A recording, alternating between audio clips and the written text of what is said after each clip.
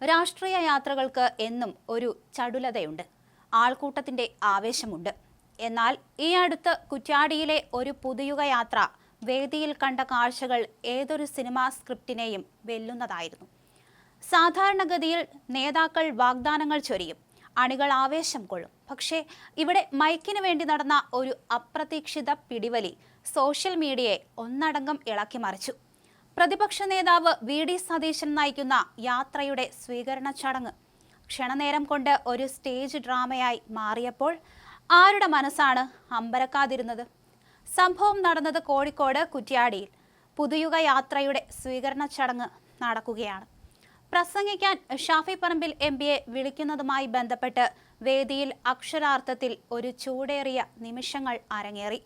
പരിപാടിയുടെ അധ്യക്ഷനായ DCC secretary Pramod കക്കട്ടിലും സദസ്സിനെ അഭിസംബോധന ചെയ്യാൻ വിമുഖത കാണിച്ച ഷാഫി പറമ്പിൽ എം.പിയും തമ്മിലായിരുന്നു ആ വാക്കേറ്റം. സമയക്കുറവ് കാരണം ഷാഫി സംസാരിക്കാൻ തയ്യാറായില്ലെന്നും എന്നാൽ വേദിയിലുള്ളവർ ഷാഫി പ്രസംഗിക്കണമെന്ന് നിർബന്ധിച്ചു എന്നും വാർത്തകൾ വന്നു. ഒടുവിൽ ഒരു തരം പരിഹാരത്തിലെത്തിയെങ്കിലും സംഭവം മിന്നൽ വേഗത്തിൽ കാട്ടുതീ പോലെ പടർന്നു. ട്രോളുകളും മീമുകളും സൈബർ ലോകത്ത് താണ്ഡവമാടി.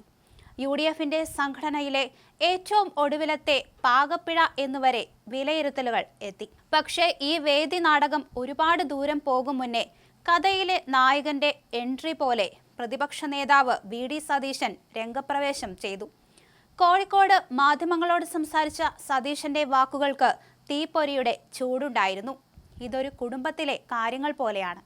അവിടെ ഒരു തരത്തിലുമുള്ള അച്ചടക്ക ലംഘനവും ഉണ്ടായിട്ടില്ല, അദ്ദേഹം ഉറപ്പിച്ചു പറഞ്ഞു. സ്വന്തം വീട്ടിൽ നടക്കുന്ന ഒരു ചെറിയ കാര്യത്തെ ഊതിപ്പെരുപ്പിച്ച് യാത്രയുടെ ശോഭ കെടുത്താൻ ശ്രമിക്കുകയാണെന്നാണ് സതീശൻ ഉന്നയിച്ച പ്രധാന ആരോപണം.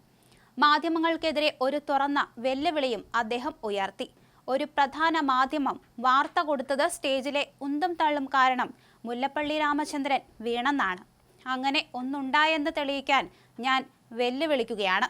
അങ്ങനെ വാർത്ത കൊടുക്കുന്നതോടെ തകരുക നിങ്ങളുടെ വിശ്വാസ്യതയാണ്. സതീശന്റെ വാക്കുകളിൽ ഒരു രാഷ്ട്രീയ നേതാവിന്റെ ഉറച്ച നിലപാടുകൾക്കപ്പുറം ഒരു സുഹൃത്തിനെ സംരക്ഷിക്കുന്നതിന്റെ വാത്സല്യം കൂടിയുണ്ടായിരുന്നോ എന്ന് ചിലരെങ്കിലും അടക്കം പറഞ്ഞിട്ടുണ്ട്. ജാഥ വൈകിയതിനാൽ തനിക്ക് സംസാരിക്കാൻ വേഗം അവസരം നൽകാൻ ഷാഫി തന്നെയാണ് ആവശ്യപ്പെട്ടതെന്നും സതീശൻ കൂട്ടിച്ചേർത്തു. ഇങ്ങനെയൊക്കെ കള്ളം പ്രചരിപ്പിച്ചാൽ കേരളം എങ്ങോട്ടാണ് പോവുക എൻ്റെ ദൈവമേ എന്ന സതീശന്റെ ചോദ്യം ഒരു രാഷ്ട്രീയ പ്രസ്താവന എന്നതിലുപരി ഇന്നത്തെ സോഷ്യൽ മീഡിയ ലോകത്തെ ഓരോ മലയാളിയുടെയും മനസ്സിൽ ഒരു നിമിഷം തങ്ങി നിന്നില്ലേ? ആയിരക്കണക്കിന് വോട്ടുകൾക്ക് UDF തോറ്റ മണ്ഡലങ്ങളിൽ പോലും ജാഥയ്ക്ക് ലഭിച്ച സ്വീകരണത്തെയും സതീശൻ ഉയർത്തി കാണിച്ചു. 60,000 വോട്ടിന് തോറ്റ മട്ടന്നൂരിലെ ജനക്കൂട്ടം മാധ്യമങ്ങൾ കണ്ടതല്ലേ എന്നും അദ്ദേഹം ഓർമ്മിപ്പിച്ചു. സത്യം പറഞ്ഞാൽ ഒരു രാഷ്ട്രീയ യാത്രയെക്കുറിച്ചുള്ള വാർത്തകൾക്ക് ഇത്രയും ഡ്രാമാറ്റിക് പരിവേഷം ലഭിക്കുന്നത് അപൂർവമാണ്. കുറ്റ്യാടിയിലെ ആ മൈക്ക് യുദ്ധം ശരിക്കും ഒരു കുടുംബകാര്യം മാത്രമായിരുന്നു, അതോ വരാനിരിക്കുന്ന വലിയ രാഷ്ട്രീയ നാടകങ്ങളുടെ വെറുമൊരു ട്രെയിലർ മാത്രമായിരുന്നു? കാത്തിരുന്ന് കാണാം. ഈ പുതുയുഗ യാത്ര ഇനി എന്തൊക്കെ സർപ്രൈസുകളാണ് നമുക്ക് വേണ്ടി ഒരുക്കി വച്ചിരിക്കുന്നതെന്ന്.